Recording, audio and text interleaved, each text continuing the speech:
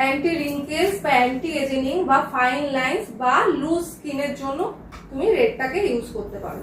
এবার এখানে অপশন দিয়েছে ফ্ল্যাশ নাকি কালার, মানে বলছে ফ্ল্যাশ হলে সব কালারই একবার করে আসবে, যেমন ধরো ফ্ল্যাশে দিলাম সব কালার একবার করে রিপিট করছে, এটা টাইম হলো 5 to 10 মিনিট দিয়ে রাখতে পারো শীট মার্কসের উপরে। এবার হলো কালার যদি বলে তাহলে তুমি চুজ করছো কালার, যেমন ধরো আমি কালার একটা চুজ করলাম, কালারে গেলাম মানে রেড কালার চুজ করলাম, এবার আমার মনে হলো পরেরটা গ্রিন দেবো, তারপরেরটা মনে হলো ব্লু দেবো, পরেরটা মনে হলো গ্রিন দেবো, এরকম যদি মনে হয় তাহলে কালার চুজ করো, কিন্তু কালারটা তো জানতে হবে কোন স্কিনের জন্য কোন কালারটা সেটা আগে জানতে হবে।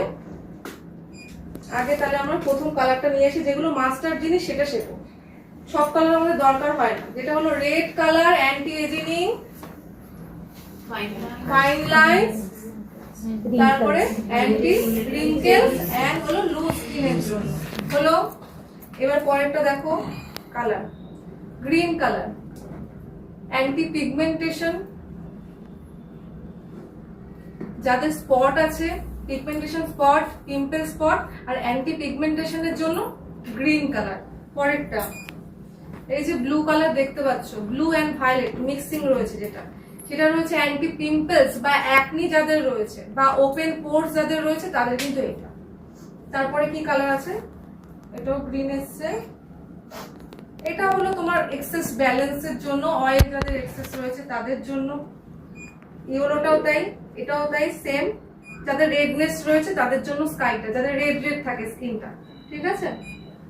রেডে ফিরে আসলাম, আমি একটু ফ্লাশ দিয়ে দিলাম আমার ক্লায়েন্টের যাতে সবকিছু একবার করে রাউন্ড করে ঘুরে নেয়, ঠিক আছে। যেমন ওর একটু অ্যান্টি এজিং প্রবলেম এসছে, যাতে হালকা হালকা লাইন, একটু অ্যাকনির একটা দুটো দানা রয়েছে সেটা দিলাম, আর একটা হলো হালকা পিগমেন্টেশন স্পট রয়েছে, বা একটু রিপিট করছি 5 মিনিট রিপিট করে, যেটা প্রবলেম থাকবে ক্লায়েন্টের বেশি সেটাতে গিয়ে স্টপ করে দেবে। 5 মিনিট এরকম রাউন্ড করে ঘুরে নিক ফ্ল্যাশে, তারপরে আবার 5 মিনিট স্টপ করে নিয়ে এবার তোমার কি প্রবলেম ক্লায়েন্টের, ওর কিন্তু পিগমেন্টেশন স্পট বা পিম্পল স্পটটা বেশি, তাহলে আমি কোথায় গিয়ে স্টপ হবো, green colour, green green green গ্রিনে গিয়ে।